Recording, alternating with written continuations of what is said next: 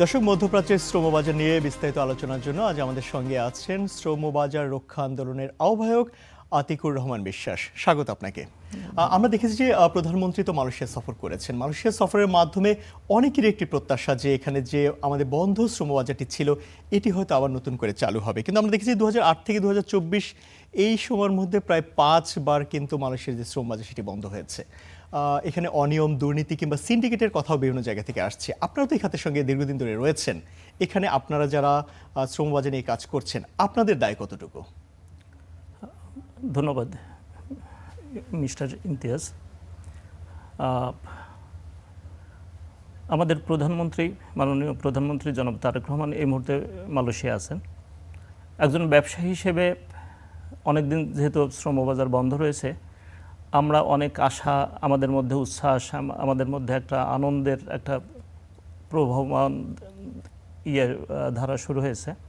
আমরা বিশ্বাস করি যে মুহূর্তে বাংলাদেশের টোটাল শ্রমবাজার মানে বন্ধ, সেই মুহূর্তে আমাদের প্রধানমন্ত্রী এই শ্রমবাজার, বিশেষভাবে শ্রমবাজারের বিষয়কে সামনে নিয়ে মালয়েশিয়া ভ্রমণ করছেন। আমরা আশা করছি অচিরেই এই শ্রমবাজার খুলবে। যদিও এর মাঝখানে অনেক ধরনের সমস্যার কারণে এই শ্রমবাজারটা বন্ধ, সেসব সমস্যাকে উতরে এই শ্রমবাজার মানে অচিরেই খুলবে। এখানে আপনি জানেন যে এই বাংলাদেশ,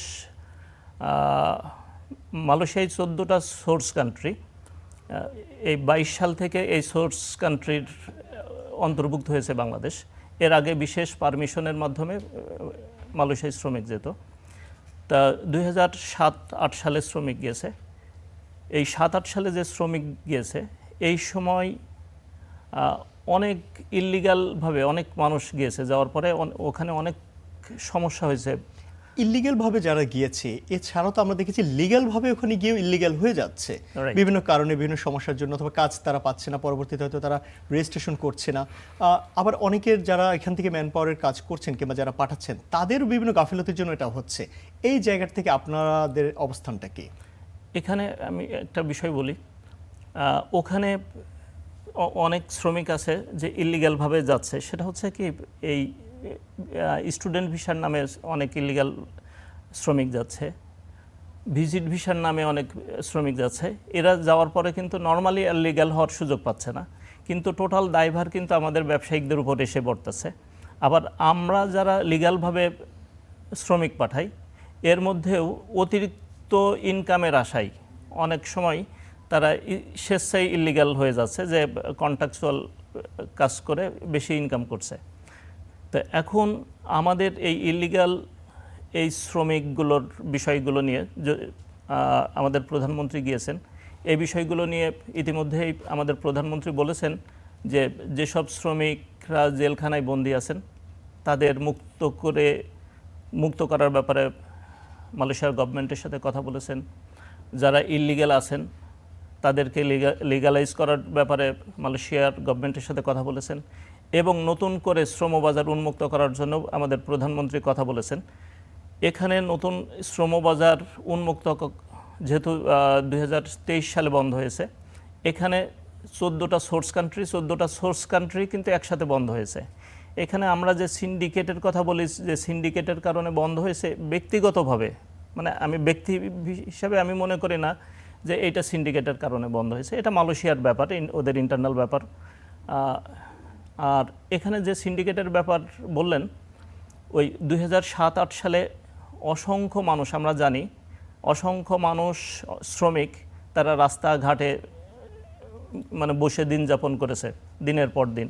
অসংখ্য মানুষ কাজের অভাবে তারা ওখানে স্টে করতে পারেনি, তাদেরকে কিন্তু বাংলাদেশে ফেরত আসতে হয়েছে। এরপরে মালয়েশিয়া গভর্নমেন্ট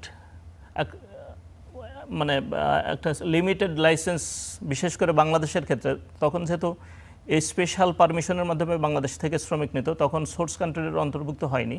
এই জন্য এই স্পেশাল পারমিশনের মাধ্যমে যেহেতু লোক নিত, সেই ক্ষেত্রে মালয়েশিয়া গভর্নমেন্ট সিস্টেম করেছে যে বাংলাদেশ থেকে যদি সবার জন্য উন্মুক্ত করি, তাহলে তাদের শৃঙ্খলা, তাদের দেশের পরিবেশ, এইগুলো তারা রক্ষা করতে ব্যর্থ হচ্ছিল। যে কারণে আমি মনে করি তারা সীমিত সংখ্যক লাইসেন্সের ব্যাপারে তারা একটা সিদ্ধান্ত উপনীত হয়েছে। সেইটার ধারাবাহিকতাই এখন পর্যন্ত আমরা যে বলি সিন্ডিকেট সেই সিস্টেমটাই ওই এটা মূলত আসলে সিস্টেমটাকে আমরা মালয়েশিয়ার পক্ষ থেকে মালয়েশিয়ার ইয়াটা পক্ষ থেকে। এসেছে। এবং আপনি জানেন যে ইতিমধ্যেও বাংলাদেশ গভর্নমেন্ট থেকে এই নতুন যাতে শ্রমিক নিতে পারে এ ব্যাপারে কথা বলছে। আমরা ডক্টর ইউনূস সরকারের সময় আমরা দেখেছি ডক্টর ইউনূস সরকারও চেষ্টা করেছিল, কিন্তু ব্যবসা হিসেবে আমি যতটুকু শুনেছি তারা সীমিত সংখ্যক লাইসেন্সের কথা বলছে। কিন্তু আমাদের প্রধানমন্ত্রী চাচ্ছে যে সকল ব্যবসায়িকদের জন্য, ব্যবসায়ীরা যাতে ব্যবসা করার সুযোগ পায়, ডেফিনেটলি এই সকল ব্যবসায়িকদের পক্ষে আমিও যাতে একজন ব্যবসায়ী হিসেবে আমি চাই সকল ব্যবসায়ী ব্যবসা করুক। কিন্তু আমি আবারও বলি যে সকল ব্যবসায়ীরাই ব্যবসা করবে এইটার পক্ষে, দৃঢ়ভাবে আমি এটার পক্ষে। কিন্তু যদি এরকম হয় মালয়েশিয়া গভর্নমেন্ট যদি খুব স্ট্রিক্টলি থাকে যে আমরা সীমিত সংখ্যক লাইসেন্স ছাড়া আমরা ব্যবসা মানে ওপেন করব না, শ্রমবাজার ওপেন করব না, বাংলাদেশ থেকে শ্রমিক নেব না, সেক্ষেত্রে আমার কথা হচ্ছে আমাদের প্রধানমন্ত্রী তারেক রহমানের যে থিওরি যে আমার আগে আমরা, আমাদের আগে দেশ, সবার আগে বাংলাদেশ, তো এই বাংলাদেশের স্বার্থে,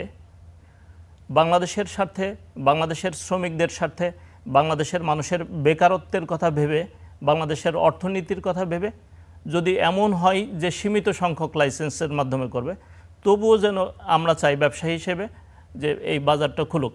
একজন ব্যবসায়ী হিসেবে আমি সুযোগ পাই কিংবা না পাই, বাংলাদেশের স্বার্থে এই শ্রমবাজারটা খুলতে হবে। কারণ ইতিমধ্যে জানেন যে বাংলাদেশের শ্রমবাজার কিন্তু অলমোস্ট বন্ধ, টোটাল শ্রমবাজার বন্ধ।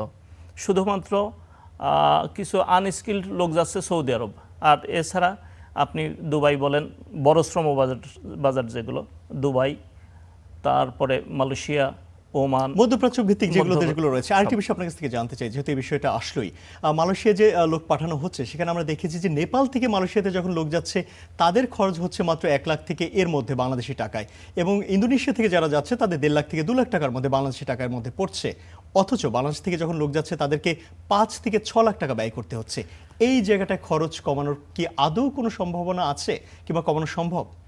এখানে অবশ্যই ডেফিনেটলি সুযোগ আছে এবং আমাদের প্রধানমন্ত্রী, আমাদের সরকার সেই ব্যাপারে উদ্যোগ নিয়েছে। কিন্তু তারপরেও কিছু কিছু জায়গায় যদি আমরা হাত না দিতে পারি তাহলে এটা আসলে সম্ভব না। আর দ্বিতীয়ত হচ্ছে, আমি যতটুকু জানি ইতিমধ্যে নেপাল, শ্রীলঙ্কা, ইন্ডিয়া থেকে, পাকিস্তান থেকে শ্রমিক যাচ্ছে মালয়েশিয়াতে, তারা 7,000, 8,000, 9,000 রিঙ্গিত দিয়ে কাজ কিনছে। তো সেক্ষেত্রে আপনি যেটা বলছেন যে 1 লাখ, 1.5 লাখ, 2 লাখ টাকা দিয়ে যাচ্ছে এই মুহূর্তে, এইটা আমার মনে হয় সঠিক না। আর আরেকটা বিষয়, বাংলাদেশে কম্পারেটিভলি বাংলাদেশ থেকে শ্রমিক যেতে টাকা বেশি লাগে, এটা সঠিক। এর কয়েকটা বিষয় আছে যে আমাদের সামাজিকতার একটা ব্যাপার আছে, সামাজিক বিশ্বাস, আস্থার যে ব্যাপার। আমি একজন ব্যবসায়ী হিসেবে আমার কাছে সরাসরি কোনো শ্রমিক আসে না, সে তার পাশের বাড়ির একজনের উপর আস্থা রাখছে। তো এই যদি আমরা যে সাব এজেন্ট, এই সিস্টেমটা যদি আমরা অ্যাভয়েড করতে পারি তাহলে এটা কিন্তু সম্ভব। কারণ আমি একজন ব্যবসায়ী হিসেবে যখন আমি একটা কাজের অর্ডার নিয়ে আসছি, ডিমান্ড নিয়ে আসছি, এই ডিমান্ড মানে আমি আমার কস্টিং হিসাব করে যখন আমি একটা রেট নির্ধারণ করব, তখন ওই রেটে কিন্তু একজন শ্রমিক যেতে পারছে না। 4 হাত, 3 হাত, 4 হাত, 5 হাত ঘুরে তারপরে আমার কাছে পাসপোর্ট আসছে। প্রত্যেক হাতে কিন্তু মানে আমার চেয়ে বেশি প্রফিট করে। এই জায়গা যদি আমরা মানে অ্যাভয়েড করতে না পারি, এই মধ্যস্বত্বভোগীদেরকে যদি আমরা অ্যাভয়েড করতে না পারি, তাহলে আসলে এই রেটটা কমানো সম্ভব না। অন্যদিকে আমাদের প্লেন ফেয়ার, এইটা অস্বাভাবিকভাবে বেশি। এখানে গভর্নমেন্টকেও একটু নজর দিতে হবে। ব্যবসায়িকদের যারা এই টিকেটিংয়ের ব্যবসা করে তাদেরও মানে সদিচ্ছা থাকতে হবে। গভর্নমেন্টও আরেকটু কঠোর যদি নজরদারি করে, কারণ আপনি জানেন অন্য যে কোনো দেশের তুলনায় আমাদের দেশের প্লেন ফেয়ার অনেক বেশি। মালয়েশিয়া যদি আপনি যান, আপ ডাউন টিকিট করতে আপনার 80,000 টাকা লাগবে। হয়রাস আপনি কলকাতা থেকে যাবেন, দিল্লি থেকে যাবেন, ওরা আমার মনে হয় 35-40 হাজার টাকায় রিটার্ন টিকিট করে ফেলতে পারে। তো এই সব মিলে তারপরে আমাদের ব্যবসায়িকদের সব ব্যবসায়ী হিসাবে আমি কাউকে খারাপ বলতে পারি না, কিন্তু আমাদের মধ্যেও তো কিছু কতিপয় অসাধু ব্যবসায়ীও থাকতে পারে, যদিও অধিকাংশ ব্যবসায়ী ভালো। কতিপয় এই বিষয়গুলো সমাধানের জন্য আমাদের যখন লাইসেন্স দেওয়া হয় তখন আসলে আরেকটু সিরিয়াস মনিটরিং করা হয়। আমি একজন ব্যবসায়ী, আমাকে লাইসেন্স দেওয়া হয়েছে, যারা দিয়েছে কর্তৃপক্ষ জানে না যে আমি কে, আমার ব্যাকগ্রাউন্ড কি, আমার কোয়ালিটি কি, আমার একাডেমিক ব্যাকগ্রাউন্ড কি, আমার আমার আমার নামে কোনো প্রিভিয়াস কোনো বাজে কোনো ক্লেম আছে কিনা, ব্লেম আছে কিনা, এই বিষয়গুলো কিন্তু আসলে মিনিমাম দেখভাল করা হয় না। কিন্তু আমার হাতে মনিটরিং এর জায়গাটা আরো জোরদার করা উচিত। আমি আপনার সঙ্গে শতভাগ একমত যে বাংলাদেশ থেকে আসলে যে প্লেন ভাড়া এটা অন্যান্য প্রতিবেশী যে কোনো দেশের তুলনায় অনেক বেশি, কিন্তু আমি দেখেছি মালয়েশিয়াতেই যারা কাজ করছেন, বিশেষ করে নেপাল থেকে কিংবা ইন্দোনেশিয়া থেকে যারা আসছেন, তাদের আসলে যাওয়ার খরচটা বাংলাদেশের তুলনায় অনেক কম। এটা আমি নিজেই তাদের সঙ্গে কথা বলে জেনেছি। এবার একটু ভিন্ন প্রসঙ্গে আসতে চাই। আমরা তো মধ্যপ্রাচ্য কিংবা মালয়েশিয়া কেন্দ্রিক শ্রমবাজার নিয়ে কথা বলে আলোচনা করি। উন্নত দেশে শ্রমবাজার পাঠানোর ক্ষেত্রে কিংবা শ্রমিকদের পাঠানোর ক্ষেত্রে আমাদের কি কোনো বাধা রয়েছে, কিংবা আমাদের আগ্রহটা কম কেন? আমরা যারা ম্যান পাওয়ারে কাজ করছেন, আপনাদের মধ্যে উন্নত বিশ্বে শ্রমিক পাঠানোর উদ্যোগটা একটু কম, এখানে বাধাটা কোথায়? আপনি সঠিক বলেছেন। উন্নত দেশে যাওয়ার প্রধানতম বাধা হচ্ছে আমাদের ভাষা, দ্বিতীয়ত হচ্ছে মানে স্কিলনেস। এই বিষয়টা আমাদের প্রধান বাধা। যে কোনো একটা দেশে এখন আপনি জানেন যে জাপানে আমাদের কিন্তু প্রচুর ডিমান্ড আছে, ইউরোপের উন্নত দেশগুলোতেও কিন্তু আমাদের প্রচুর ডিমান্ড আছে, কিন্তু আমাদের বাধা হয়ে দাঁড়াচ্ছে যে আমাদের ভাষা। ওই সব দেশে যেতে হলে আসলে ভাষাটা দরকার। এক্ষেত্রে আমি মানে যে কোনো একটা দেশের অফার দিলে মানে যাওয়ার লোকের মানে আগ্রহী লোকের অভাব নাই, কিন্তু ওকে যদি বলি যে তুমি যাবা, তোমার তো ভাষা শিখতে হবে, এই ব্যাপারে সে আগ্রহী হয় না। ওকে যদি বলা হয় যে 20 লাখ টাকা লাগবে, সে যেতে রাজি, 25 লাখ টাকা লাগবে, যেতে রাজি। কিন্তু যদি বলা হয় যে 5 লাখ টাকায় পাঠিয়ে দেবো, কিন্তু শর্ত হচ্ছে তোমাকে ভাষা শিখতে হবে, তোমাকে একটা বিশেষ একটা কাজের উপরে তোমার স্কিলড হতে হবে, এই ব্যাপারে তাদের মানে আলসেমি বলেন, অনাগ্রহ বলেন, মানে এইটা হচ্ছে মূল বাধা। যদি ভাষা উপরে যদি একটা শ্রমিক ভাষা শিখে বা কোনো বিশেষ কাজে যদি পারদর্শী হয়, টেকনিক্যাল কোনো কাজে, তাহলে কিন্তু আমার মনে হয় 3-4 লাখ টাকায় ওই আপনার জাপানে, ইউরোপের বিভিন্ন দেশে যাওয়ার কিন্তু সুযোগ আছে। তার মানে ভাষাগত দুর্বলতা এবং আমাদের যে দক্ষতা, এই জায়গায় আসলে প্রধান বাধা। এবার একটু আসতে চাই যে আমরা দেখতে পাচ্ছি যে সাম্প্রতিক সময়ে আফ্রিকার বিভিন্ন দেশে, কঙ্গো, সোমালিয়া, এইসব দেশেও কিন্তু বাংলাদেশ থেকে লোক যাচ্ছে। এসব দেশ তো আসলে নিজেরাই যুদ্ধ বিধ্বস্ত কিংবা অর্থনৈতিকভাবে অনেক দুর্বল। আমাদের লোকবল এই যুদ্ধ বিধ্বস্ত দেশগুলো যাওয়াটা কি ঝুঁকিপূর্ণ কিনা? ডেফিনেটলি যুদ্ধ বিধ্বস্ত দেশে যাওয়া তো ডেফিনেটলি ঝুঁকিপূর্ণ, কিন্তু এই যে সোমালিয়া, কঙ্গো, এইসব দেশে লোক যাচ্ছে বেসিক্যালি এটা আমার জানা নেই। আর যদি যাই, এইসব দেশে কোনো রিক্রুটিং এজেন্সি এর সাথে ইনভলভমেন্ট, এইটাও আমার জানা নেই। আর যদি যেয়ে থাকে তাহলে নিশ্চিত এখানে কিভাবে যাচ্ছে, এখানে যদি বিএমইটি ক্লিয়ারেন্স নিয়ে যাই, তাহলে এখানে অনেক সময় আমরা দেখি যে কোনো প্রবলেম হলে, শ্রমিক প্রবলেমে পড়লে সমস্ত দায়ভার কিন্তু ব্যবসায়িকদের উপর চলে আসে। এখানে গভর্নমেন্ট যখন আমি একটা শ্রমিক পাঠাবো, আমার এম্বাসি ক্লিয়ারেন্স দিচ্ছে, অ্যারেস্ট্রেশন করে দিচ্ছে, আমি এখান থেকে মন্ত্রণালয়ের ক্লিয়ারেন্স নিয়ে যাচ্ছি, একেবারে টোটাল লিগ্যাল প্রসিডিওরের মাধ্যমে। কোনো কারণে আমি 10টা শ্রমিক পাঠালে একটা যদি একটু প্রবলেম হয়, এটা দেখার দায়ভার কিন্তু আমাদের ওখানের যে সংশ্লিষ্ট এম্বাসি আছে, এম্বাসিরও। এখানে গভর্নমেন্ট ক্লিয়ারেন্স দিচ্ছে, কেউ কিন্তু কোনো দায়ভার নিচ্ছে না। একটা দেশে শ্রমিক যাওয়ার পরে কোনো সমস্যা হলে অন্যান্য, আপনি নেপাল বলেন, শ্রীলঙ্কা বলেন, ইন্ডিয়া বলেন, পাকিস্তান বলেন, তারা কিন্তু এম্বাসির লোকজন দৌড়াই চলে আসে সমস্যা সমাধানের ক্ষেত্রে। কিন্তু আমাদের দেশের যেসব এম্বাসি আছে, অধিকাংশ, সবাইকে বলবো না, অনেক দায়িত্বশীল কর্মকর্তা আছেন, আমি অনেক দেশে গিয়েছি, দেখেছি অনেক দায়িত্বশীল আছেন, কিন্তু সবাই মানে অধিকাংশই মনে করে যে মানে তারা একটা মানে তাদের কাজ হচ্ছে যে পাসপোর্ট রিনিউয়াল করা, এইটা করা, সেটা করা, মানে শ্রমিকদের কল্যাণে কাজ করাটা তাদের জন্য মনে হয় খুব কষ্টকর। মানে একটা শ্রমিক গেলে স্বাভাবিকভাবেই এম্বাসিতে কর্মকর্তাদের সাথে দেখা করা, তাদের সাপোর্ট নেওয়া, তাদের পরামর্শ নেওয়া, এই ব্যাপারে অনেক ক্ষেত্রেই বঞ্চিত থাকে, অধিকাংশ ক্ষেত্রেই বঞ্চিত থাকে। তো আমরা যখন শ্রমিক পাঠাই, এই শ্রমিক যদি কোনো সমস্যায় পড়ে, কোনো শ্রমিক লিগ্যালভাবে যাওয়ার পরে যদি কোনো শ্রমিক সমস্যায় পড়ে, বা যদি ইললিগ্যালভাবেও যায়, মানবিক কারণে হলেও ওই অ্যাম্বাসির কিন্তু দায়িত্ব যে তার পাশে এসে দাঁড়ানো।